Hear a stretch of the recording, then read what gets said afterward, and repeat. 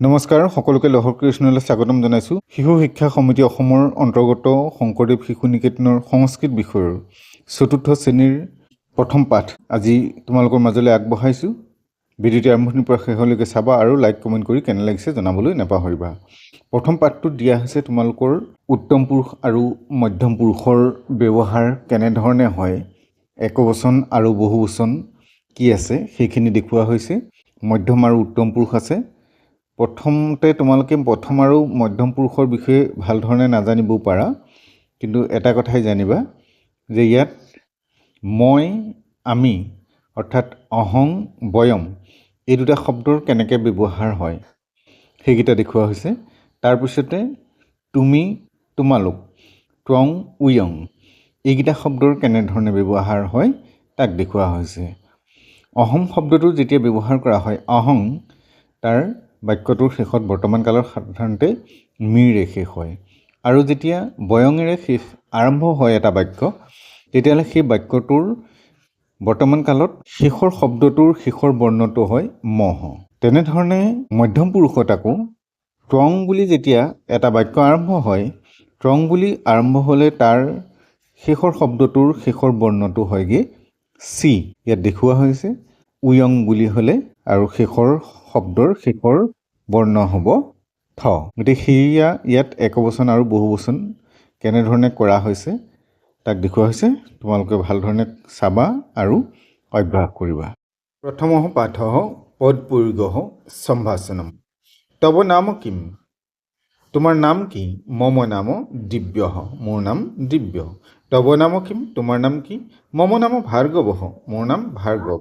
তব গৃহং কুত্ৰ অস্তি? তোমাৰ ঘৰ ক'ত? মম গৃহং লখিমপুৰে অস্তি, মোৰ ঘৰ লখিমপুৰত। তব গৃহং কুত্ৰ অস্তি? তোমাৰ ঘৰ ক'ত?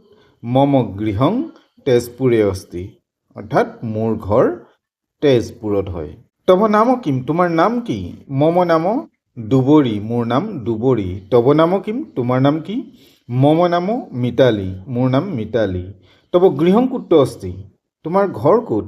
মম গৃহং যোৰহাটে অস্তি, মোৰ ঘৰ যোৰহাটত। তব গৃহং কুত্ৰ অস্তি? তোমাৰ ঘৰ ক'ত? মম গৃহম পাঠশালায়াম অস্তি, মোৰ ঘৰ পাঠশালাত। ত্বং কিং কৰোচি? তুমি কি কৰিছা? অহং পঠামি, মই পঢ়িছোঁ। ত্বং কিং কৰোচি? তুমি কি কৰিছা? অহং লিখামি, মই লিখিছোঁ। ত্বং কিং পঠচি? তুমি কি পঢ়িছা? অহং সংস্কৃতং পঠামি, মই সংস্কৃত পঢ়িছোঁ। ত্বং কিং লিখচি? তুমি কি লিখিছা? অহং গৃহপাঠং লিখামি, অৰ্থাৎ মই গৃহকাৰ্য লিখিছোঁ। ত্বং কিং কৰোচি? তুমি কি কৰিছা? অহং খাদামি, মই খাইছোঁ। ত্বং কিং খাদচি? তুমি কি খাইছা? অহং পিবামি, মই পি খাইছোঁ বা পানী খাইছোঁ। ত্বং কিং খাদচি? তুমি কি খাইছা? অহং মিষ্ঠান্নং খাদামি, মই মিঠাই খাইছোঁ। ত্বং কিং পিবচি? তুমি কি পি খাইছা? অহং দুগ্ধং পিবামি, মই পানী পিছোঁ। উয়ং কিং কুৰুথ? তোমালোকে কি কৰিছা? বয়ং কিৰামহ, আমি খেলিছোঁ। উয়ং কিং কুৰুথ? তোমালোকে কি কৰিছা? বয়ং গায়ামহ, আমি গাইছোঁ। উয়ং কিং কিৰথ? তোমালোকে কি কৰিছা? বয়ং কাবাডী কিৰামহ, আমি কাবাডী খেলিছোঁ। উয়ং কিং গায়থ? তোমালোকে কি গাইছা? বয়ং গীতং গায়ামহ, আমি গীত গাইছোঁ। উয়ং কিং কুৰুথ? তোমালোকে কি কৰিছা? বয়ং পঠামহ। কিং কুৰুথ? তোমালোকে কি কৰিছা? বয়ং লিখামহ, আমি লিখিছোঁ। উয়ং কিং পঠথ? তোমালোকে কি পঢ়িছা? বয়ং গণিতং পঠামহ, আমি গণিত পঢ়িছোঁ বা অংক কৰিছোঁ। উয়ং কিং লিখথ? তোমালোকে কি লিখিছা? বয়ং গৃহপাঠং লিখামহ, আমি গৃহকাৰ্য কৰিছোঁ বা গৃহকাৰ্য লিখিছোঁ। উয়ং কিং কুৰুথ? তোমালোকে কি কৰিছা? বয়ং খাদামহ, আমি খাইছোঁ। উয়ং কিং কুৰুথ? তোমালোকে কি কৰিছা? বয়ং পিবামহ, আমি পি খাইছোঁ। উয়ং কিং খাদথ? তোমালোকে কি খাইছা? বয়ং মিষ্ঠান্নং খাদামহ, আমি মিঠাই খাইছোঁ। উয়ং কিং পিবথ? তোমালোকে কি পি খাইছা? বয়ং দুগ্ধং পিবামহ, আমি গাখীৰ খাইছোঁ। ইউষ্মাকং গৃহং কুত্ৰ অস্তি? তোমালোকৰ ঘৰ ক'ত? অস্মাকং গৃহং নগৰে অস্তি, আমাৰ ঘৰ নগৰত। উষ্মাকং গৃহং কুত্ৰ অস্তি? তোমালোকৰ ঘৰ ক'ত? অস্মাকং গৃহং গ্ৰামে অস্তি, আমাৰ ঘৰ গাঁৱত। অভ্যাস আহা, এইখিনি অভ্যাস কৰিবলৈ দিছে। এটা না পুনঃ পুনঃ পঠত স্মৰণং চ কুৰুত। এইখিনি বাৰে বাৰে পঢ়িব লাগে আৰু মনত ৰাখিব লাগে। কেনেধৰণে দিছে?